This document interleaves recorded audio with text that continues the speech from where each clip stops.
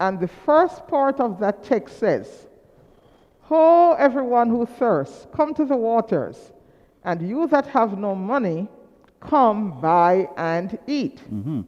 Now, if we recall that the Jews had been in captivity, we can imagine then that their resources would have been depleted and they would have many physical needs. So in this verse, Isaiah is alluding to those physical needs, but he's also using those physical needs to refer, or as an analogy or metaphor, for the people's spiritual needs. So now let's do a little supposing.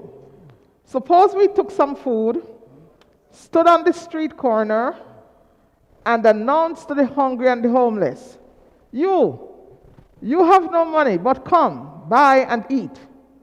How could they buy if they have no money? So again, as we said, this is an obvious contradiction in the verse. Buying suggests exchanging something of value or money for what is needed. It is a transactional process. The buyer offers money or something of worth in exchange for something the buyer wants to have or to acquire. But then, if we continue the verse and say without money and without price, the point becomes a little clearer. So pretty much, Isaiah is saying to people, he's giving an invitation for people to come. It's a call to salvation that is freely offered in Jesus Christ. If we look at the verse carefully, the word come is repeated 3 times. It says, come to the waters. Come, buy and eat. Come, buy wine and milk without money and without price. So here Isaiah is calling us to accept the grace of God. He is appealing to people to accept forgiveness that is offered freely. So you might ask the obvious question now. If forgiveness and salvation is offered freely, why is Isaiah asking us to buy it? So the use of the word buy there emphasizes that what God offers people to meet their needs and desires is valuable. You alluded to that earlier. Yes. So because what is offered is valuable, we receiving it requires a transaction. You have to give up something of worth.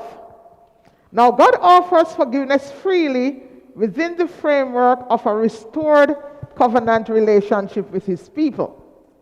But he didn't offer it because it was free for him. Jesus Christ bought our salvation at a terrible, blood-drenched price. So though salvation is free, it came at an astonishing cost to Jesus Christ himself. 1 Peter 1 verse 18 and 19 tells us that our freely offered salvation was bought with the precious blood of Jesus Christ. So that free gift to all of us cost Jesus everything. He gave his life on Calvary for us to have salvation. So we need to buy into that salvation. Corporate groups, Elder Powell, use the term buy in. And when they use the term buy in, what they're actually saying is that when you buy into something, you are signifying an agreement to support a decision. Okay. So similarly, we have to buy into salvation, signifying our support of the decision that Jesus made to give it to us freely. So, a decision must be made to reach out and accept the offer of salvation. We have to respond to the offer. You can think about a small child. You offer the child something. The child has 2 choices. The child can either turn away its head in disgust, or the child can take it eagerly.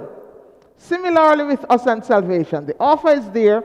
We can turn our backs on it, or we can accept it freely. That acceptance, though, may cost us something. We might have to renounce certain friends. We may have to give up a particular job. We might have to say no to a promotion. Our families may decide they no longer want to have anything to do with us.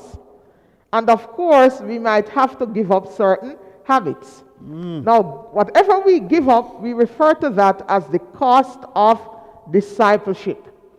And Jesus himself gave up his life. We look at the disciples. A lot of them gave up, many